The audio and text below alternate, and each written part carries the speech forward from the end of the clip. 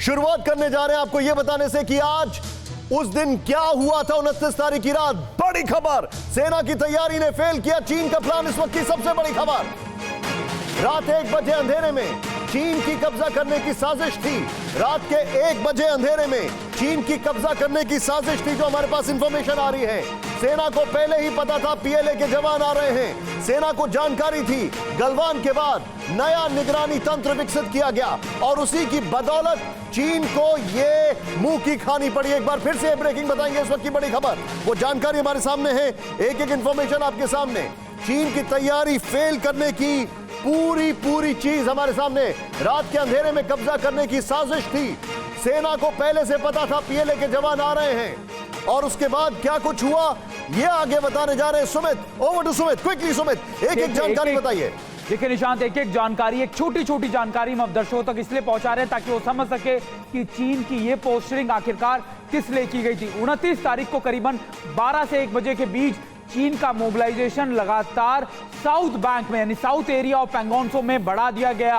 और ये एरिया कौन सा था, यानी वो चट्टानों के पास का एरिया जहां पर 1 बजे चीन के करीबन 200 सैनिक एकाएक वहां पर आगे आ गए। और इनका मकसद था कि वहां पर ये अपनी डिप्लॉयमेंट को परमानेंट कर सके। और इसके साथ ना सिर्फ वो आ गया है बल्कि हैवी व्हीकल्स के साथ इक्विपमेंट भी लेकर। और इसका मकसद था कि वहां पर रिजिस के इलाकों में यानी उन पहाड़ी इलाकों में, उन पहाड़ियों के ऊपर अपने बेसिस को बना लेना, अपने सेटअप्स को तैयार कर लेना और उसके बाद दोबारा से एक फ्रंट को खोल देना। और इसके बाद जब इंडियन सोल्जर्स को यह बात पहले से पता थी कि चीन ना सिर्फ नॉर्दर्न बैंक, नॉर्दर्न इलाका ऑफ पैंगोंगसो के अंदर ये सब चीजें कर रहा बल्कि दूसरे इलाकों में भी खोलेगा, हमारे सोल्जर्स ने इस पूरे उनके अग्रेसिव पोस्चर्स को ना सिर्फ रोका बल्कि उनको पीछे जाने के लिए मजबूर भी किया। अभी भी लगातार उसके बाद यानी 29 और 30 तारीख के बाद अब ये बातचीत का दौर भारत और चीन के बीच में ब्रिगेडियर लेवल पे चुशूल आप जो बता रहे हैं इस खबर को मैं और आगे लेकर जा रहा हूं। अपने दर्शकों को बिग वॉल पर यह दिखाना चाहूंगा कि आखिर 29 तारीख की रात को क्या हुआ था। हमारे सभी दर्शकों का एक बार फिर से स्वागत है और इस वक्त आप जरा शान से बोले भारत माता की जय, क्योंकि इन चीनियों को भारत के फौजियों ने अब धूल चटाना तबीयत से शुरू कर दिया है। ये 62 का भारत नहीं है। आइए जरा यहां पर दिखाऊं मैं आपको क्या होने वाला है। उसके बाद अभिषेक के पास जाएंगे जो कि लौटे हैं एलएसी से कुछ दिन पहले और वो बताएंगे हमारे पास कुछ और इंफॉर्मेशन। रात 11 बजे एसयूवी से 200 चीनी सैनिक पैंगोंग पहुंचे। एसयूवी से 200 चीनी सैनिक। हर वॉल पर एक सवाल, हर वॉल पर एक सवाल। सुमित, रात 11 बजे अंधेरे में चुपकर चोर उचक्कों की तरह 200 सैनिक, ये सेना वाले लोग हैं, चोर उचक्के हैं। देखिए मैं यही कह रहा था आपको निशांत की पूरी कॉन्स्पिरेसी खास तौर पर रात के समय इसलिए अंजाम दिया गया ताकि चुपचाप चीनी सेना अपनी मोबिलाइजेशन बढ़ा दे और जब सुबह हो, जब सवेरा हो, जब उजाला हो, तब ये दिखाया गया कि हम तो यहाँ पहले से मौजूद थे। और लगातार ना सिर्फ एसयूवीज, मैं आपको बता दूं हैवी व्हीकल, लेकिन क्या इससे ये साबित नहीं होता है कि चीन को अपनी सेना की क्षमताओं पर भी शक है? दिन के उजाले में नहीं, रात के अंधेरे में आते हैं चोर उचक्कों की तरह। चीन हमेशा से कॉन्स्पिरेसी करता है निशांत, चुपचाप सलामी स्लाइसिंग की जो उनकी थ्योरी है, धीरे करके वेरी क्विकली। अभिषेक मेरे साथ है इसी फ्रेम पर, अभिषेक को लीजिए यहां पर। अभिषेक वेरी क्विकली, 200 सैनिक, यानी सोच क्या थी? 200 चीनी सैनिक एक और गलवान को अंजाम देंगे। आप थे वहां पर जब गलवान हुआ था उसके बाद में?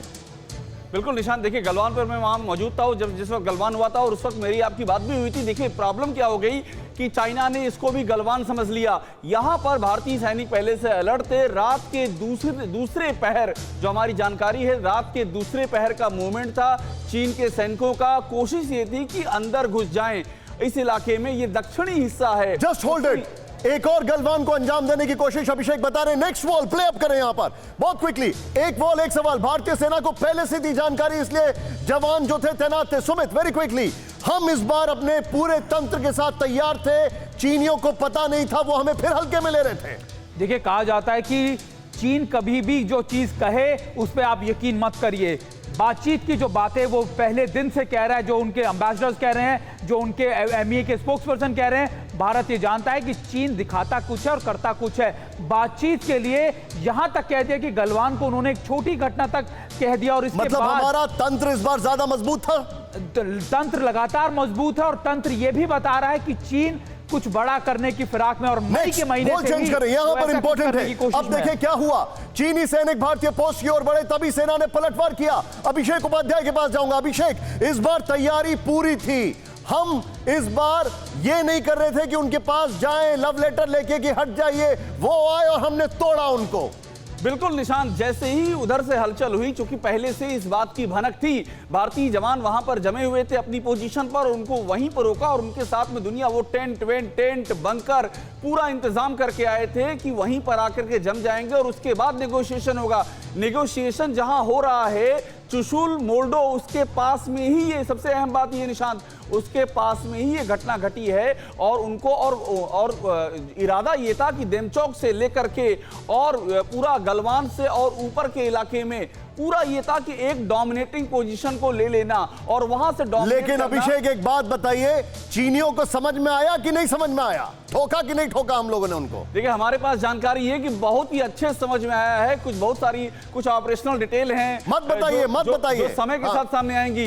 निशांत, मैं ये नहीं कह रहा हूं कि नहीं बताएंगे, समय के साथ सामने आएंगी, उसका भी समय होता है और वो जब सामने आएगी तो आपको मालूम पड़ेगा कि चीन ने क्या वहां पर क्या मुंह की खाई ये है। दोनों रिपोर्टर, हमारे दर्शकों को हम बता दें, ये दोनों एलएसी पर थे, ये दोनों रिपोर्टर हमारे दोनों सहयोगी एलएसी पर थे और वहां से वापस लौटे। नेक्स्ट वॉल चेंज करें, यहां पर बड़ा इंपॉर्टेंट है, वो यहां पर हमारे सामने है। दोनों देशों के जवानों के बीच तनातनी बढ़ी, दोनों वहीं जमे रहे, लेकिन इसके बाद क्या हुआ? चेंज करें, वो ये है, देखें, चीनी सैनिकों को पीछे हटना पड़ा, किसी के घायल होने की खबर नहीं है। यानी जैसे चीनी आए थे बोरिया बिस्तर लेकर वैसे चले गए। सुमित, कितना स्ट्रॉन्ग मैसेज था ये, तुरंत बताएं इसके बारे में। देखिए, ये स्ट्रॉन्ग मैसेज चीन को ये भी था कि अगर आप फिर से कुछ करने की कोशिश कर रहे हैं या अगर आप कॉन्स्पिरेसी कर रहे हैं तो ये भारत ने दर्शा दिया कि हम ना सिर्फ अलर्ट है बल्कि अब इस बार भारत भी कड़ाई से जवाब देगा। और अभी जब ब्रिगेडियर लेवल की बातचीत हो रही है, इनमें सभी चीजों को रखा जाएगा कि एक तरफ जो आप बातचीत कर रहे हैं तो फिर ये अग्रेसिव मोबिलाइजेशन क्यों आप इतनी भारी संख्या में अपने सैनिकों को लेकर आए। और एक और इंपॉर्टेंट बात निशांत, कि अगर आपने दोबारा से गलवान की घटना हुई, आपको याद है प्रधानमंत्री मोदी ने साफ तौर पर कहा था कि हमारे गलवान के वीरों को, बलवानों को पूरी दुनिया ने जाना, उनकी वीरता की कहानी पूरी दुनिया ने जाना। एडमिनिस्ट्रेटिव सपोर्ट है। मैं अपने मेहमानों को इंट्रोड्यूस करना चाहूंगा, उसके बाद एक बड़ी खबर पे आ रहा हूं। मेरे साथ हैं बहुत शानदार एनालिसिस करने वाले एक सज्जन, जिनका नाम है जनरल के सिन्हा साहब। वेलकम, आपका स्वागत है। मेरे साथ बहुत बेबाक राय रखने वाले, बहुत बुलंद आवाज के साथ बोलने वाले हमेशा प्रोफेसर कपिल कुमार हैं, बहुत बढ़िया एनालिसिस होता है। मेरे साथ फॉर्मर डिप्लोमेट, जिसको कहा जाए कि एक खदान है एक्सपीरियंस की, Ashok Sajjanar sir. Welcome sir, आपका भी स्वागत है। एक ऐसे व्यक्ति जो कि चीन को समझते हैं, जानते हैं, उसके ऊपर रणनीतियां पढ़ाते हैं, वो है हमारे साथ जगन्नाथ पांडा जी, आपका भी स्वागत है। ये दो एलएसी से रिपोर्टर जो लौटे हैं वो आपके सामने, अभिषेक उपाध्याय और मेरे सहयोगी सुमित चौधरी, और एक ऐसा इंसान जो कि एमए कवर करता है, पूरी दुनिया घूम चुका है, पीएमओ पर नजर रखता है, आज थोड़ा फीवर में है लेकिन जोश कम नहीं है, मनीष झा मेरे साथ हैं। लेकिन शुरुआत करें इस वक्त की बड़ी खबर, चीन की बुज़दिल सेना का एक और सबूत एलएसी पर गांव वालों से करवा रहा है पेट्रोलिंग, गांव वालों से पेट्रोलिंग। शॉकिंग, भारत से सीधे भिड़ने की पीएलए की ताकत नहीं, गांव वालों को एलएसी पर आगे कर पेट्रोलिंग। पीएलए की पेट्रोलिंग में 65 साल के बुजुर्ग भी शामिल। यह हैरान करने वाली खबर सुमित लेकर आ रहे हैं। सुमित, ये क्या मजाक है? देखिए, आप इनको पेट्रोलिंग के साथ साथ आप इनको कह सकते हैं कि जासूसी कराना, क्योंकि जब आप खुद नहीं जाते तो सिविलियंस को आगे करते हैं। आपको याद होगा कि इन्हीं सिविलियंस के बेसिस पे जानकारी इकट्ठा की जाती है और ये दिखाया जाता है कि देखिए ये भारत की मोबिलाइजेशन है, ये भारत ने कर रखा है। और लगातार चीन को पता है कि भारतीय सेना कभी भी सिविलियंस को टारगेट नहीं करती, वो हमेशा इन एरियाज के अंदर ये स्ट्रैटेजी भी हो सकती है। मैं जनरल सिन्हा के पास जाऊंगा। जनरल सिन्हा, मेरे को लगता है ये तो कुंभ के मेले के बिछड़े भाई हैं, चीन और पाकिस्तान। वो कुर्ता पैजामा पहनने वाले आतंकियों के पीछे जाके छुप जाते हैं उनके फौजी, और यहां पर गांव वालों के पीछे छुप रहे हैं जनरल सिन्हा, ये चीनी। क्या कहेंगे सर आप इस पर? जनरल सिन्हा का वीडियो फ्रीज हो गया है। खैर, मैं उनके पास आ रहा हूं वापस, लेकिन यही सवाल मैं प्रोफेसर कपिल कुमार से पूछूंगा। सर, क्या कहेंगे आप इस पर? देखिए, दो बातें बड़ी स्पष्ट हैं जी। मैं स्ट्रेटेजिक एक्सपर्ट तो नहीं हूं, लेकिन इतिहासकार होने के नाते जो कुछ इतिहास से मैंने सीखा है, मैं ये कहूंगा कि सबसे पहला कदम हमें ये करना चाहिए जो इन्होंने किया है 29 तारीख को चीनियों ने, उसकी लाइट में जी, कि हम टोटली अपने आप को विड्रॉ कर लें कि हमने कोई नेगोशिएशन अब टेबल पे नहीं करनी है। जब तक तुम अपना डीमिलिटराइजेशन करके वहां से चले नहीं जाते उस नो मैन्स लैंड से और उससे बाहर, हम तुमसे कोई बात नहीं करेंगे। हमको अब एग्रेसिव पोस्चर लेने की जरूरत है। ये बहुत हो गया कि वो हम पे हमला करेंगे तब हम जवाब देंगे, ये सब नहीं चलेगा जी। चीन और भारत का मैं आपको आज बता दूं, मेरी इस बात को याद रखिए कि जो प्रॉक्सी युद्ध चल रहे हैं पाकिस्तान और चीन के साथ में, इनका हल अब सिर्फ एक ही रह गया है। समय की बात है कि वो आज होगा, एक हफ्ते बाद होगा या एक साल बाद होगा। लेकिन देखिए, जयप्रकाश नारायण ने एक बात कही थी 1947 के अंदर कि पाकिस्तान और भारत का जो बात चल रही है कश्मीर के अंदर, वो यूएन में बैठ करके तय नहीं होगी, उसको सैनिक तय करेंगे। और आज जो चीन के साथ अब हो रहा है, इसका जवाब सैनिक तय करेंगे। और एक बात समझ लीजिए, हम पूरी तरह तैयार इसलिए हैं, 29 को भी उसलिए तैयार थे कि आज हमारे सैटेलाइट रात के अंधेरे में भी एक एक मूवमेंट चीनियों का ध्यान रखे हुए हैं। चीनी हमसे छुप करके अब कुछ नहीं कर सकते हैं, हम पे पूरा उसका ब्यौरा है। और एक बात मैं आपको बता दूं, अब ये कहने का वक्त नहीं रह गया है कि हम पे रफाल है और हम पे सुजी है और ये है। बहुत हम कह चुके हैं कि हम पे मिसाइल है, हम पे रफाल है। अब चीनियों को दिखाना चाहिए कि हमारा रफेल तुम्हारे साथ क्या कर सकता है। ओके सर, आपने जो पॉइंट दिया है, मैं इस पॉइंट को आगे लेके जाऊंगा। Point noted. Sir, no first use की स्ट्रैटेजी पर भारत कब तक टिकेगा? जनरल सिन्हा, मैं पहली बार अपने शो में यह सवाल पूछ रहा हूं। वो एग्रेसिव होते जा रहे हैं, हम सिर्फ डिफेंसिव हैं या काउंटर एक्टिव हैं, लेकिन हम प्रोएक्टिव नहीं हैं। कब तक सर? देखिए निशांत जी, आपने पहली बार पूरे भारत को बोला कि आप जयकारा करें, जयनाद दें, और मैं फिर से कहूंगा, आपने बहुत बड़ी बात कही। देखिए, आपका जो प्रोएक्टिव आपने सुना होगा, प्रियम्पशन हुआ है जी, आपको मुबारक हो। पहली बार, शायद ये लोगों को समझ में नहीं आ रहा है। लोग देखिए, स्पैंगर गैप का बारे में आप जानते होंगे। पेगांगसो एंड स्पैंगर लेक, एक उसमें गैप बनता है, उसको कहते हैं स्पैंगर गैप जी। उसको 62 के बाद में हमें छोड़ना पड़ा था और हम चुशूल के इलाके में आ गए थे, चुशूल गैप के इलाके जी। पहली बार हमने प्रीएम्पशन करके इसको ऑक्युपाई किया है। और ब्रिगेड लेवल की जब बातचीत होती है तो मेरा एनालिसिस कहता है कि यह ब्रिगेड लेवल की फोर्स जैसे हमने डीबीओ में डिप्लॉय की है, तो ऐसा ही ये पूरे के पूरे माल्डो को थ्रेट करता है। जब आपने डीबीओ पकड़ा ब्रिगेड ग्रुप के साथ, तो सीधा का सीधा कैराकोरम को हम लोगों ने थ्रेट किया। ये एक premeditated proactive operations and. Sir, मुझे एक बात बताइए, मैं एक अपना सवाल आपसे रिपीट कर रहा हूं सर। हम सिर्फ रिएक्ट कर रहे हैं, हम काउंटर एक्ट कर रहे हैं। मैं आपसे यह पूछ रहा हूं कि क्या अब हम मोर्चा नहीं खोल सकते हैं? यह स्टूडियो में डिसाइड नहीं होता है, बट मैं फिर भी आपसे यह सवाल पूछ रहा हूं सर। ये मोर्चा का पहला हिस्सा आपने देखा, पहला। ये मैं We love you for this, sir. We love you for this, sir. मैं ये कहता था कि नहीं कर रहे हैं, पेट्रोलिंग हम बाधित कर रहे हैं, नहीं। ये पहला ऑफेंसिव एक एक्शन है, ये छोटा सा ऑक्यूपेशन नहीं है। अंडरस्टूड। एक बहुत बड़ा स्पैंगर लेक का, स्पैंगर गैप को पकड़ना। सर, और सिन्हा साहब वेरी क्विकली, मतलब सिन्हा साहब ने कहा है कि ये डिफेंसिव नहीं है, ऑफेंसिव एक्शन है। लेकिन इसके बाद मैं अशोक सर के पास आ रहा हूं। सिन्हा साहब वेरी क्विकली मुझे एक चीज समझाइए सर। पाकिस्तानी जो होते हैं वो कुर्ता पैजामा पहने आतंकियों के पीछे छुपे रहते हैं। मुझे याद है श्रीनगर मुजफ्फराबाद बस सर्विस में कवर करने गया, मैंने देखा वो पीछे छुपे रहते हैं उनके फौजी। यहां पर हम चीनी को देख रहे हैं, 65 साल के बुजुर्ग को पेट्रोलिंग पर लगा रखा है, ये नॉर्मल सिविलियंस के पीछे छुप रहे हैं। ये इनकी एक ही मानसिकता है?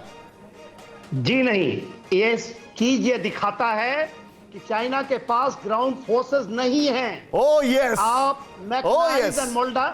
मोटराइज्ड फोर्सेस से नहीं कर सकते। ओह यस, उनके पास कॉन्स्क्रिप्ट आर्मी है, ओह वो नहीं कर सकते।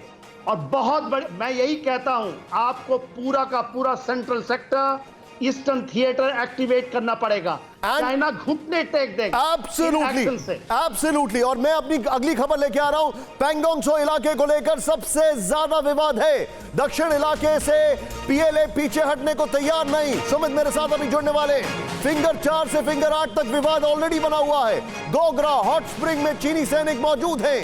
PP-15, PP-17A में पीछे हटने को तैयार नहीं है इस वक्त। ये बड़ी खबर, और मैं सीधे जाऊंगा यहां पर की ग्राफिक्स हमारे साथ हैं, की ग्राफिक्स के पास मैं जाऊंगा, सीधे चलें और सुमित मेरे साथ जुड़ेंगे वहां पर। आइए सुमित, प्लीज ज्वाइन मी। हमारे पास जो इंफॉर्मेशन है यहां पर हम की ग्राफिक्स लेकर आ रहे हैं। प्लेट ऑन, पैंगोंग सो इलाका फिंगर 4 से फिंगर 8 तक। सुमित, अभी क्या हालात है, वो क्या है, जरा समझाएं यहां पर। निशांत, जिस तरफ आप खड़े हैं ये फिंगर 1 से फिंगर 4 का इलाका, और 4 से 8 के बीच में मैं खड़ा हुआ हूं। ये 4 से 8 का इलाका है, करीबन 8 किलोमीटर। थोड़ा अंदर आ जाइए। और हाँ। चीन ने खास तौर पर मई महीने में फिंगर 4 यानी जो मेरे आपके पास है और बिल्कुल आगे, यहां पर इन रिजेस के ऊपर अपनी मोबिलाइजेशन कर ली। अच्छा, चीनी अभी भी यहां पर मौजूद है, बिल्कुल, इसके बिल्कुल। बावजूद चुशुल पर हमला किया उन्होंने। 4 से 5 लोकेशन पे उनके छोटे छोटे उनकी मोबिलाइजेशन है या फिर उनके टेंट्स है जो फिंगर 4 के पहाड़ियों के ऊपर। मैं एक बार ये बताना चाहूंगा, गोगरा में चीनी सेना हॉट स्प्रिंग में मौजूदगी, डेप्सांग में भी मौजूद है, और PP-15, PP-17 भी में मौजूद है। ये क्या है, जरा समझाएं इसको। देखिए, PP-14, PP-15 और PP-17 और 17A ये पूरा हॉट स्प्रिंग का इलाका है, गलवान के पास का इलाका। और ये इलाका जो है, मैं आपको बता दूं, आपको याद होगा कि PP-14 के ऊपर गलवान में जो हमारा 15 जून के साथ उनके साथ जो कन्फेडरेशन हुआ था या जो आपसी झड़प हुई थी, वो PP-14। कुछ लोग यहां पर लिख रहे हैं, मैं नॉन स्टॉप मॉनिटर कर रहा हूं। आपको एक्सप्लेन करने के लिए एक चीज बताना बहुत जरूरी है। ये है वो इलाका फिंगर एरिया, लेकिन चाइना ने, ये नॉर्दर्न पार्ट है, चाइना ने सदर्न पार्ट से हमला किया। अभी ये जो पार्ट है, जो हम, ये बेसिकली सदर्न पार्ट पैंगोंगसो का है, यानी पहाड़ियों के इलाके की तरफ आप नॉर्थ कहेंगे। और अभी जो अटैक किया, अभी जो 29 से 30 तारीख को हुआ है, वो सदर्न पार्ट यानी चुशुल के इलाके में हुआ है निशांत। और चुशुल के इलाके के अंदर अगर वो पहाड़ियों पर बैठ जाता तो आप मान के चलिए कि बिल्कुल फिंगर 4 वाली सिचुएशन हो जाती, कि वो बहुत आराम से आपकी। मैं थोड़ा सा आगे चलूंगा यहां पर, मेरे पास एक खबर आ रही है Sumit. Well done Sumit, thank you so much. ये सुमित का इनिशिएटिव है, पुरुषोत्तम मेरे सहयोगी, उन्होंने बनवाया। यहां पर चीनी सेना का दोहरे मोर्चे पर आक्रामक रुख। बड़ी खबर, साउथ चाइना सी में चीन ने 2 मिसाइल दागे, ये मेरे पास इंफॉर्मेशन है। साउथ चाइना सी में PLA का युद्ध अभ्यास, ये भी इंफॉर्मेशन है। पैंगोंग में झड़प से पहले फाइटर जेट तैनात किए, लद्दाख की सीमा से नजदीक J-20 तैनात किए। ये एक और यहां पर इंफॉर्मेशन मैं आपको दे रहा हूं। देखें किस तरीके से चीन ने 2 फ्रंट खोले, एक साथ 2 फ्रंट, एक साथ चीन ने 2 फ्रंट खोले। मैं सीधे चलूंगा यहां पर अब मनीष झा के पास। मनीष, वेरी क्विकली, उसके बाद मैं अशोक सर के पास जा रहा हूं। मनीष, ये कैसा मुल्क है जो अपने 2 फ्रंट ओपन करके अटैक करने की कोशिश कर रहा है? देखिए निशांत, दरअसल चीन साउथ चाइना सी में हेनान प्रांत के पास अपना मिलिट्री एक्सरसाइज कर रहा था, जहां पर कि जब अमेरिकी प्लेन वहां पहुंची तो उसके जवाब में उसने अपने मिसाइल छोड़े थे। लेकिन आपने सही कहा, चाहे हिमालय से लेकर और महासागर तक, वहां दोनों ही फ्रंट पर चाइना अपना, अगर आप कहें कि एग्रेसिव रुख अख्तियार किए हुए है। लेकिन हमें यह भी देखना होगा कि जिस तरीके से भारत की सेना ने जवाब दिया है, खास करके पैंगोंगसो के सौदर्न इलाके में, क्योंकि अगर आप यहां देखें तो जो इंडियन पोजीशन है वो ठाकुंग में है, चाइना की पोजीशन जो है वो युला में है। और इसके लिए जनरल सिन्हा बता रहे थे आपको, आप जो बता रहे हैं, आप जवाब की बात कर रहे हैं। मैं एक चीज जानना चाह रहा हूं, मैं सीधे चलूंगा सॉरी, मेरे साथ अशोक सर है। अशोक सर, एक तरफ हम लोग बातचीत कर रहे हैं, डिप्लोमेसी चल रही है, दूसरी तरफ उनके अनरिस्ट्रेन्ड एक्शंस हैं, और वो भी 2 फ्रंट पर, एक LAC और दूसरा south China. What is running in their mind? उनके दिमाग में चल क्या रहा है अशोक सर? देखिए, उनके दिमाग में निशान जी चल रहा है जो बोथ स्ट्रेटेजिकली और टैक्टिकली वो जितना गेन्स कर सकते हैं इस समय कर लिया जाए। उन्होंने देखा है कि न केवल भारत परंतु अमेरिका और दुनिया के और देश, सभी देश एक तो कोरोना वायरस से जूझ रहे हैं, दूसरा उनकी आर्थिक स्थिति बहुत विषमता से निकल रही है।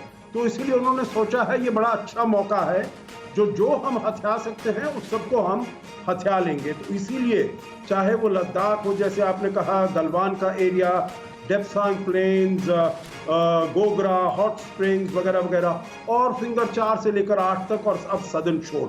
तो उन्होंने कहा टैक्टिकली ये हमारे लिए बहुत अच्छा है, क्योंकि ये हमको ले जाता है। अशोक सर, मैं आपसे एक हाइपोथेटिकल सवाल पूछ रहा हूं। आई एम सॉरी, आपको मैं रोक रहा हूं। नहीं, कहीं कोई मंशा ऐसी तो नहीं कि UN जनरल असेंबली का जो सेशन है उससे पहले अपनी पोजीशन को कंसोलिडेट कर लो?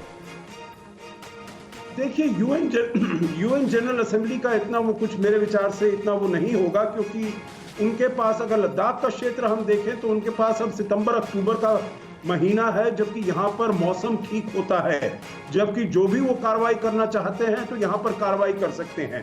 उसके बाद अगर हम देखेंगे तो ये वहाँ पर बहुत ठंड हो जाएगी।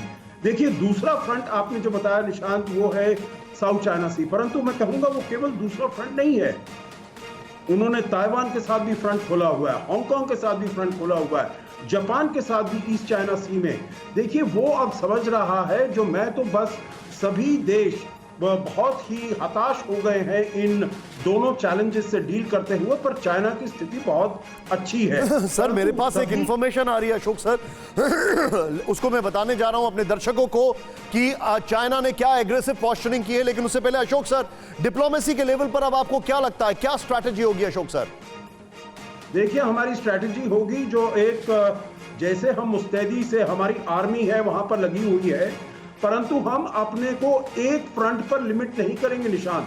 हम केवल लैंड बॉर्डर्स पर नहीं लिमिट करेंगे, हम सी पर भी वहां पर अब अलग फ्रंट खोलेंगे, क्योंकि उसमें हम जानते हैं जो काफी वल्नरेबिलिटी है चाइना की, और वहां पर हम न केवल अपने आप परंतु अमेरिका और जो है, क्योंकि आपने देखा होगा जो ब्रिटेन ने भी वहां पर फ्रीडम ऑफ नेविगेशन ऑपरेशंस किए हैं, ऑस्ट्रेलिया ने भी किए हैं, फ्रांस ने भी किए हैं, तो ये सभी देश जो है वहां पर हैं, और हम सब मिलकर चाइना को वहां पर भी चैलेंज कर सकते हैं। तो यहाँ पर हमको अकेले करना पड़ेगा जो ये लद्दाख का और अरुणाचल प्रदेश का 3500 किलोमीटर का एरिया, परंतु वहां पर और भी बहुत सारे देश हैं, और हमारे पास मलाक्का स्ट्रेट से निकलते हुए। अशोक सर, पार्डन मी, मैं आपको रोक रहा हूं सर, लेकिन इसके जो ग्राफिक्स हैं वो मैं अपनी अगली ब्रेकिंग के बाद दिखाऊंगा। इस वक्त की बड़ी जानकारी मेरे पास, उसके बाद मैं जगन्नाथ सर के पास आ रहा हूं। मेरे पास बड़ी खबर, घुसपैठ के बाद नाकामी के बाद चीन बौखला गया है। झड़प के बाद चीन ने सीमा पर उड़ाए J-20। अभिषेक उपाध्याय खबर ब्रेक करने वाले। लड़ाकू विमान, चीन को टक्कर देने के लिए भारत का राफेल तैयार। सुखोई 30 MKI और तेजस भी LAC पर मोर्चा संभालने के लिए तैयार। राफेल के आगे चीन का चेंगडू J-20 पल भर भी नहीं टिक पाएगा। इस वक्त की बड़ी खबर, ये एक वॉर पोस्चरिंग और मनूवरिंग का खेल है। मैं अपने दर्शकों को बताना चाहूंगा, इसके बगल में विजुअल दिखाएं, एक बार फिर से मैं ब्रेकिंग बताऊंगा। बड़ी खबर यह है, घुसपैठ में नाकामी के बाद बौखला गया चीन। झड़प के बाद चीन ने सीमा पर उड़ाए J-20। ये जो तस्वीरें हैं ये राफेल की आपके सामने हैं, जो हमारा पूरी तरीके से अलर्ट है। लेकिन मैं सीधे चलूंगा अभिषेक उपाध्याय के पास। अभिषेक, वेरी क्विकली, ये जो जानकारी आ रही है ये क्या है, ये क्या वॉर मैन्यूवरिंग है, क्या समझा जाए? देखिए, ये जो हुआ है अभी जो खबरें सामने आई है निशांत, उसके बाद चीन की बौखलाहट है। खोटन और गारगुंसा, इन दो एयरबेस से J-20 वो उड़ा रहा है, और ये बेसिकली एयर डोमिनेंस है। और जानकारी हमारी ये भी है कि बहुत ही एग्रेसिव फ्लाइंग चल रही है, जो हमारा जो एयर स्पेस है उसके नजदीक बहुत ही एग्रेसिव चल रही है। और हमारी ओर से तेजस, मिग, मिराज, सुखोई, MK-30, ये सारा कुछ वहां पर है, और इसके चलते एयर डोमिनेंस हमारी ओर पर है। लेकिन चीन ये सिर्फ एक तरह की, आप यूं कह लीजिए कि ये जो बुरी तरह से जो हुआ है यहाँ पर, जो मात खानी पड़ी, उसके बाद एग्रेसिव पोस्चरिंग कर रहा है। और ये पुरानी आदत है, यही आप याद कीजिए, यही ताइवान में किया था। ताइवान में लगातार J-10B, J-10C, J-11 इनकी धमकियां ताइवान को दी थी। तो ये चीन का पुराना हथकंडा है कि जब मौके पर मात खा जाए तो एक साइकोलॉजिकल वॉरफेयर दिखा करके साइकोलॉजिकल तरीके से बढ़त बनाने की कोशिश, और ये वही कवायद थी। आप जो बता रहे हैं मैं सीधे चलूंगा। यहां पर जगन्नाथ जी मेरे साथ है। जगन्नाथ सर, ये जो इंफॉर्मेशन आ रही है, अगर आप इसको कोरिलेट करें उनकी स्ट्रैटेजी से, तो अब आप क्या देखते हैं? मतलब चोरी ऊपर से सीना चोरी? देखिए, जैसे अभिषेक जी ने बताया, ये बहुत पुरानी स्ट्रैटेजी है। एक क्वेश्चन बिल्ड करना है, प्रेशर को बरकरार रखना है, ये है चीन का स्ट्रैटेजी। लेकिन ये स्ट्रैटेजी एक वीकनेस को भी दर्शाता है। जैसे हमारा जैसे राफेल से लेके जो प्रिपेयर्डनेस है इतना स्ट्रांग हो चुका है, ये कहीं ना कहीं पे उनका जो नर्वसनेस है, जो वीकनेस है चाइनीज पॉलिटिकल अथॉरिटीज के अंदर और जो मिलिट्री अथॉरिटीज के अंदर, उस चीज को भी दर्शाता है।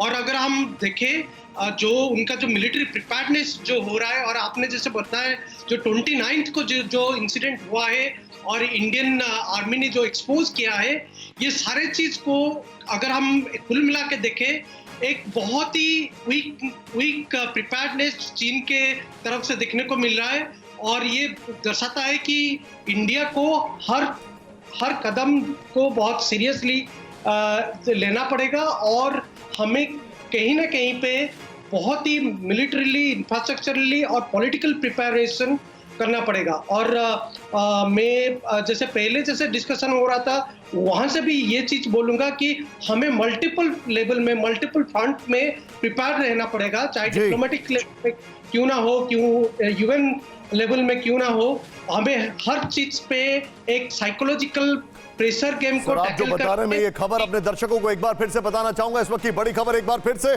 और इसमें जो चीनी विमानों के शॉट्स हैं उसके साथ प्ले अप करें। यहां पर घुसपैठ में नाकामी के बाद बौखला गया चीन। बड़ी खबर, झड़प के बाद चीन ने सीमा पर उड़ाए J-20 लड़ाकू विमान।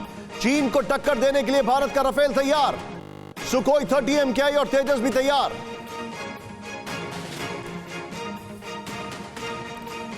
और इसके बाद मैं आपको सीधे लेके चलूंगा जो हमारी तैयारी है उस पर, और सुमित एक खबर ब्रेक कर रहे हैं जो कि अब से कुछ ही क्षणों में मैं आपके सामने लेकर आ रहा हूं। यहां पर हम आपको जो इंफॉर्मेशन दिखाने जा रहे हैं, जरा प्लेट ऑन करें। यहां पर ये देखें, आईटीबीपी जवान 40 से 45 हजार जवान तैनात है, ये हमारी तैयारी है। सर्दियों के लिए ट्रेन 35 हजार जवान तैनात हैं, यह हमारी तैयारी है। जवानों को मिले extreme cold weather portable cabin, यह हमारी तैयारी है। पूरी सर्दी के लिए राशन कपड़े पहले से मौजूद। नींबू, पादुम, दारचा सड़क के निर्माण में तेजी हो चुकी है। सुमित मेरे साथ है इसी वॉल के साथ में, सुमित के पास जाऊंगा। सुमित, वेरी क्विकली, ये जो जानकारी है, अगर संभव हो, ये जो जानकारी हमारे पास आ रही है, आप वहीं पे बैठे सुमित, मेरे को ये इंफॉर्मेशन दे कि अभी जो हमारी तैयारी है, लेवल ऑफ प्रिपेयर्डनेस है, वो किस एक्सटेंट तक है? देखिए, हमारी प्रिपरेशन विंटर को लेकर बहुत पहले से थी। देखिए निशांत, ऐसा नहीं है, आपने और मैंने कई बार ये बात की कि अगर चीन इतनी ज्यादा मोबिलाइजेशन करता है तो इसके पीछे छोटा कारण नहीं होगा। चीन अगर इतनी मोबिलाइजेशन को इतनी तेजी से बढ़ाता है तो उसके पीछे कोई छोटा कारण या फिर एक लिमिटेड टाइम का कारण नहीं होगा। और यही वजह थी कि भारत को इस चीजों का अंदेशा पहले से था। तो ना सिर्फ भारत ने अपनी मोबिलाइजेशन सबसे पहले फेज में तैयार की, उसके बाद एम्यूनेशन, और उसके बाद विंटर स्टॉकिंग और विंटर की जो क्लोथिंग थी वो सारी अपने सैनिकों तक पहुंचाई। आपको याद होगा, ना सिर्फ प्रधानमंत्री मोदी, राजनाथ सिंह, बल्कि आर्मी चीफ 2 बार हो जा चुके हैं, सीडीएस जा चुके हैं। इसके अलावा मल्टीपल जो विजिट्स हैं वो कंपनी का, वो कमांडर लेवल की वहां पर हो चुकी है। और ये सारी चीजें उन्हीं के बेसिस पे तय की गई थी। आईटीबीपी डीजी खुद अभी पिछले 1 हफ्ते पहले वहां पर गए थे, जहां पर उन्होंने आईटीबीपी के जवानों से बातचीत की, वहां पर उनसे मिले और उस सभी रिक्वायरमेंट्स को देखा। तो ये सारी चीजें, ये सारी तैयारियां भारत ने लगातार उन इलाकों में कर ली है, क्योंकि ये बात मान के चली जा रही थी कि अगर मई के महीने में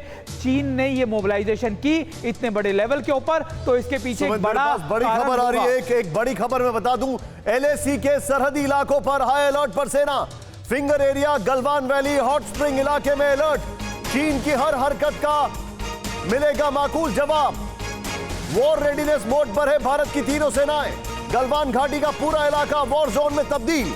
इस वक्त की एक और बड़ी खबर, और मेरे साथ इस खबर पर इनपुट देने के लिए जुड़ रहे हैं अभिषेक उपाध्याय। अभिषेक, वॉर रेडीनेस पूरी तरह तैयार, गो हेड, क्या क्या जानकारी है? बिल्कुल, देखिए hot spring, Galwan valley, Gogra का इलाका, देमसक का इलाका, जहां जहां भी चीन के साथ में तनाव है वहां 3 लेवल पर तैयारी है। पहले जमीनी स्तर पर सेनाएं वहां पर तैनात हैं, हवाई स्तर पर पूरी तैयारी है, जो मैंने पहले आपसे कहा था कि चाहे वो मिग हो, तेजस हो, मिराज, सुखोई, ये सब वहां पर एयर डोमिनेंस की पोजीशन को बनाए हुए हैं।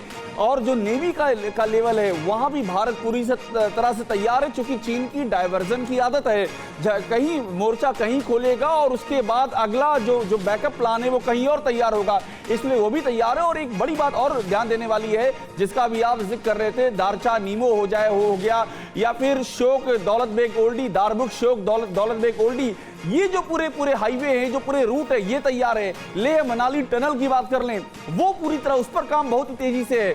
तो कुल मिलाकर के इंफ्रास्ट्रक्चर के लेवल पर और तीनों ही स्तर पर जो सेना की ताकत होती है वो भारत की पूरी तैनाती है। जो कम्युनिकेशन टावर हैं उनको और भी तेजी के साथ में जहां जहां कमी है उसको भी कवर अप किया जा रहा है। तो आप ये समझ लीजिए कि भारत पूरी तरह से तैयार है कि अगर चीन ने जो अभी यहां पर हुआ है दक्षिणी किनारे पर, इस जैसी कोई और भी हरकत अगर हुई, तो पहले भी सीडीएस कह चुके हैं कि भारत के पास मिलिट्री ऑप्शन भी तैयार है। अगर आप जो बता रहे हैं, मैं इसको अपने दर्शकों को जरा वॉल पर लेके जाऊंगा, और इसी खबर के बारे में जो और जानकारी है वो मैं जा रहा हूं। कपिल सर, मैं आपके पास तुरंत आ रहा हूं।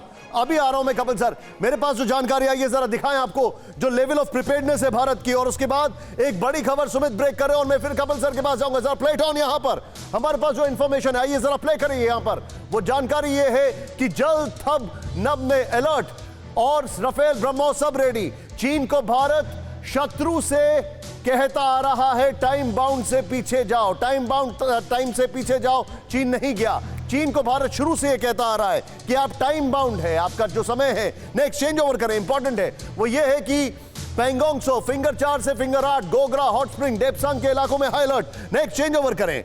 और यहां पर सैटेलाइट इमेज से खुलासा, चीन डोकलाम और नाकुला के पास मिसाइल साइट बनाने में जुटा हुआ है। सोचे आप नेक्स्ट चेंज ओवर करें वो ये है कि चीन ने कुरैशी को बातचीत के लिए बुलाया। बताया जा रहा है कि भारत से युद्ध का प्लान पर हुई बातचीत, ये तब की बात है। नेक्स्ट चेंज ओवर करें वो ये है चीन भारत से युद्ध की तैयारी में है, इसीलिए तिब्बत में अपना इलाका खाली करा रहा है। नेक्स्ट यहां पर अगर चले, मैं सीधे इसी बॉल के साथ कपिल सर के पास जाऊंगा। कपिल सर, ये जो इंफॉर्मेशन आ रही है, क्या आपको लगता है कि चीन अब वॉर मोड में है और उसको समझ में आ गया है कि यही फाइनल सोल्यूशन है? निशांत जी, मुझे इसकी बिल्कुल चिंता इस समय नहीं है कि चीन चाहे किसी भी मूड में हो, हम चीन से ज्यादा तैयार हैं इस समय। मुझे इसकी चिंता नहीं है। सिर्फ एक जगह पे हमारी तैयारी कम है, ये सुन लीजिए, ये सुन लीजिए। एक जगह पे हमारी तैयारी कम है कि जब दुश्मन से हमें लड़ाई लड़नी है तो हमारा इतिहास बताता है कि हम बाहर नहीं हारे हैं, हमको हराया है हमारे अंदर के गद्दारों ने। और आज इस फ्रंट के ऊपर जो देश के अंदर गद्दार मौजूद हैं, जो चीन की बात कर रहे हैं, चीन की तरफदारी कर रहे हैं, उस मोर्चे के ऊपर सरकार को सबसे पहले कदम उठाने चाहिए। और जितने लोग ये चीन की वो कर रहे हैं, पहले इनको बंद करें। मोर्चे पे हमारी सेना संभाल लेगी, मुझे उसकी चिंता नहीं है। क्या बात कही आपने सर। मेरे पास इस वक्त बड़ी खबर आ रही है, चीन की 2-3 जगह थी घुसपैठ की साजिश। सुमित ब्रेक कर रहे हैं। इंडियन इंटेलिजेंस सर्विलांस से साजिश बेनकाब, पैंगोंग के दक्षिणी किनारे पर ड्रैगन की साजिश। यह बहुत बड़ी खबर है। एक दो नहीं, 2-3 जगह चीन की यह कोशिश थी। फिर से खबर बताएं एक बार। भारत ने चीन की सभी घुसपैठ की कोशिशें नाकाम की। यह इस वक्त की सबसे बड़ी खबर और यह एक्सक्लूसिव खबर है हमारे पास इस वक्त की। और वो ये है कि पैंगोंग के दक्षिणी इलाके में चीन ने की 2-3 जगह घुसपैठ की कोशिश। सुमित मेरे साथ है। सुमित, पूरी जानकारी बताइए, आपकी खबर है। चुशूल के इलाके की हम जिसकी बात कर रहे थे, साउथर्न इलाके की, जो पैंगोंगसो का साउथ इलाका है, यहां पर एक जगह नहीं 2-3 जगह मोबिलाइजेशन की कोशिश थी चीन की। और निशांत, पहली दो चीज ये कि तीनों जगह पर हमारे सोल्जर्स ने चीन को आगे बढ़ने से रोका। और इसके अलावा ये जानकारियां हमारे सर्विलेंस और इंटेलिजेंस लगातार दे रहे थे कि चीन एकाएक दोबारा से मोबिलाइजेशन कर रहा है चुशूल के इलाकों के आसपास। और वहीं पर हमारे सोल्जर्स जहां पर सुमित, लेकिन आप जो बता रहे हैं शॉकिंग है, वो 2-3 जगह कोशिश कर रहा था सुमित। आप ये बता रहे हैं 2-3 जगह सुमित। बिल्कुल 2 से 3 जगह निशांत। और मैं आपको लगातार बता रहा हूं कि इन पहाड़ियों पर 2 से 3 पहाड़ियों के ऊपर चीन की घुसपैठ करने की कोशिश थी। चीन यहां पर अपने व्हीकल्स लेकर आया था, 200 से ज्यादा सोल्जर्स थे और हैवी व्हीकल्स इक्विपमेंट के साथ यहां पर अपने जो टेंट्स है या फिर जो अपनी एस्टेब्लिशमेंट है उनको पुख्ता करना चाहता था। और ये हमारे सोल्जर्स ने वहीं रोक दिया। और उनसे पहले हमारी इंडियन आर्मी वहां मौजूद थी। और ये वो इलाके थे निशांत जहां पर दोनों का ये म्यूचुअल कंसेंस था कि यहां पर आप भी अपनी कोई डिप्लॉयमेंट नहीं करेंगे और हम भी नहीं करेंगे। ये इलाके बहुत लंबे समय से हमने छोड़े हुए थे, दोनों तरफ से ये कंसेंसस बने हुए थे। लेकिन चीन एक बार फिर वादा खिलाफी पर तुला हुआ था और इन इलाकों के अंदर अपनी मोबिलाइजेशन कर अपने सेटअप कर हमें एक बड़ा थ्रेट परसेप्शन देने की कोशिश में था। लेकिन हमारी इंटेलिजेंस ने, हमारे सर्विलेंस ने हमें अलर्ट किया, हमारे सोल्जर्स ने, हमारे कमांडर्स ने। मैं सीधे चलूंगा यहां पर जनरल सेना के पास। हम चीन को आगे नहीं बढ़ने देंगे। ये ऑडेसिटी की इंतहा है, ये ऑडेसिटी की इंतहा है। हम इसमें क्या कहेंगे? वो 2-3 जगह से करने की कोशिश कर रहे थे। We are shell shocked. Nishant ji, मैं फिर से आपको बोलूंगा, मैं जो एनालिसिस दूंगा मैं आपको फिर मुबारकबाद दूंगा कि भारत ने प्रीएम्प्टिव तरीके से इन जगहों को लिया है। ये कोई डिफेंसिव एक्शंस भले हम कहेंगे, हम कोई नहीं कहेगा कि ये डिफेंस, ये एक प्रोएक्टिव एक्शन और बहुत बड़ी चीज है। अब आपको मैं बताऊं, इसके बाद आप नाम सुनेंगे डैम चौक, सुनेंगे चुमार, बाराहोटी, 5 जगहों के नाम आप सुनेंगे और ईस्टर्न थिएटर में 17 जगहों के नाम सुनेंगे। अब हमारी वो नहीं है जो हम लोग अपने को बोलते रहे कि हम मार खा रहे हैं, हम ये कह रहे हैं, जो हो गया गलवान में कर लिया, उसने फिंगर 4 में कर लिया। मैं यही बार बार कहता था, आज मुझे सबसे बड़ी खुशी आपने दी है जब मैंने ये सुना। जनरल साहब, गैप को पकड़ना। जनरल साहब, क्या आप ये कह रहे हैं that this is the turning point? This is the turning point. Spanggur lake, जिसको पता नहीं है सामरिक दृष्टि से, जी, डीबीओ से बड़ा स्पैंगर गैप को पकड़ना, उनकी हाइटों को, वो डायरेक्ट थ्रेट करता है मोल्डो को। जी, ये चाइना के पैर खिसकने शुरू हो जाएंगे। ये आप मैकेनाइज्ड एंड मोटराइज्ड फोर्सेस से लड़ाई नहीं लड़ सकते इन इलाकों। जी, जी। चाइना सोचता था ये जमीनी लड़ाई होती है, और ये पहली बार, और मुझे खुशी होगी जैसे जैसे मैं सुनूंगा। मैं जो जानते सर, हैं, मैं आपको रोक रहा हूं, माफी चाहूंगा। मेरे पास एक बड़ी खबर मनीष झा लेकर आ रहे हैं। जिनपिंग के कहने पर हुई थी घुसपैठ की कोशिश, बड़ी खबर। जिनपिंग के आदेश पर पीएलएनई की घुसपैठ की कोशिश। इस वक्त ये बड़ी जानकारी। शी जिनपिंग, इनका नाम सुन के अब शी के बजाय छी छी करने का मन करता है। शी जिनपिंग, इनके कहने पर हुई थी घुसपैठ की कोशिश। मैं सीधे चलूंगा मनीष झा के पास। मनीष, ये क्या हो रहा है? मनीष, मैं ये जानना चाह रहा हूं कि जिस तरीके से जो घटनाक्रम हो रहा है, मुझे लगता है ये लोएस्ट पॉइंट है इंडिया और चाइना के रिलेशंस में। देखिए निशांत, इसमें कोई दो राय नहीं कि 1962 के बाद आज जो हालात हैं दोनों देशों के संबंधों के, उसमें कह सकते हैं आप कि ये वाकई में लोएस्ट पॉइंट है, और इसी का इशारा विदेश मंत्री जयशंकर ने भी किया था। दुख की बात यह है कि एक तरफ जहां चीन के राष्ट्रपति अपने लोगों को, अपने ऑफिसर्स को कहते हैं कि भारत के साथ आप बातचीत करें, और बातचीत के लिए घंटों घंटों तक बातचीत हो रही है। आज जो बातचीत हो रही है वो 18वें राउंड की बातचीत हो रही है, लेकिन इस 18 राउंड की बातचीत में हमने 18 मीटर का भी डिसएंगेजमेंट अब तक नहीं देखा है।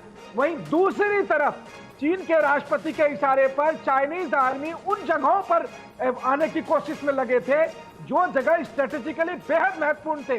और जैसा कि जनरल सिन्हा ने भी कहा, मैं आपको बताऊं, लद्दाख रेंज और कैलाश रेंज के बीच में स्पांगुर लेक है, और वहां पर बेहद स्ट्रेटेजिकली इंपॉर्टेंट एरिया है जहां भारतीय सेना पहले से अलर्ट थी। और जैसे ही चाइनीज आर्मी वहां पहुंची तो इंडियन आर्मी ने पूछा। मैं मनीष आपको रोकूंगा। Ashok sir, very quickly, Xi Jinping, अब मुझे यह कंफर्म हो गया है कि शी जिनपिंग की सत्ता वहां पर हिल रही है। वो अपनी डोमेस्टिक ऑडियंस को प्लीज करने के लिए डेस्परेट हो रहे हैं। क्या कहेंगे आप इस पर? कपिल सर, मैं आ रहा हूं आपके पास। I heard you. Ashok sir. जी, मैं निशांत काफी हद तक आपके साथ इसमें सहमत हूं। जो एक उनका जो फोकस ऑफ अटेंशन है शी जिनपिंग का, जरूर अपनी डोमेस्टिक कंस्टिट्यूएंसी पर है, अपने डोमेस्टिक ऑडियंस पर है।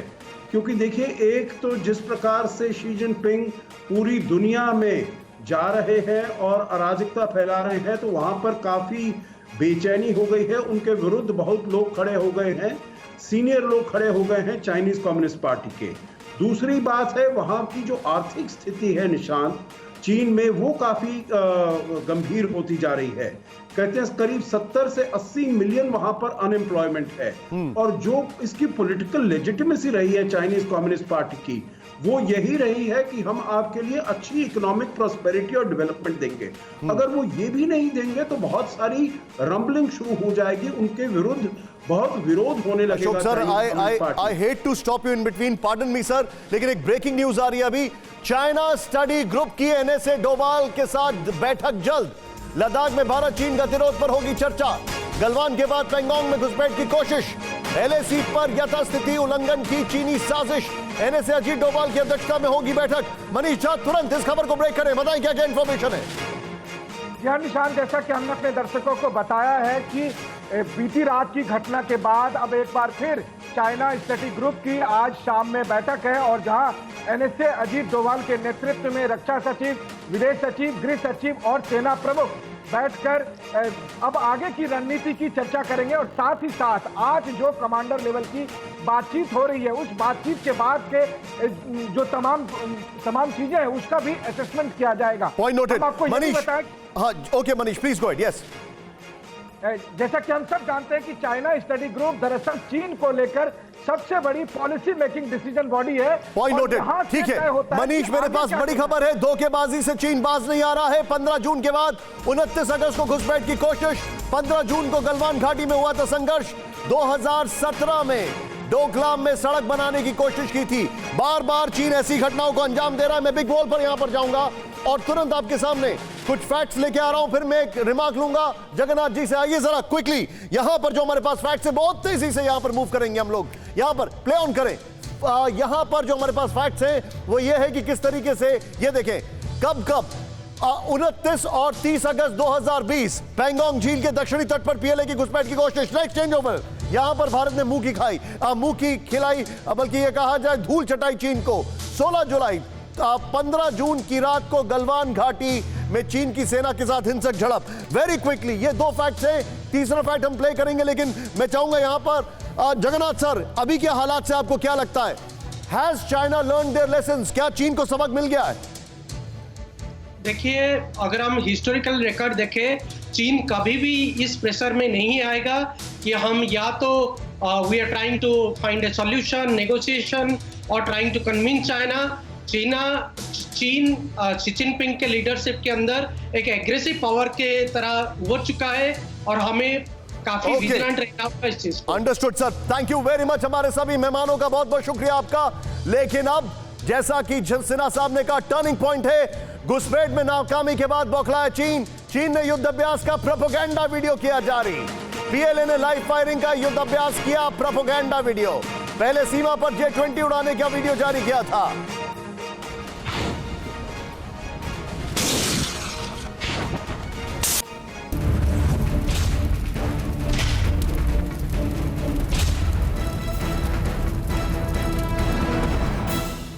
अड़ी सोमवार से शुक्रवार शाम 6 बजे सिर्फ TV9 भारतवर्ष पर।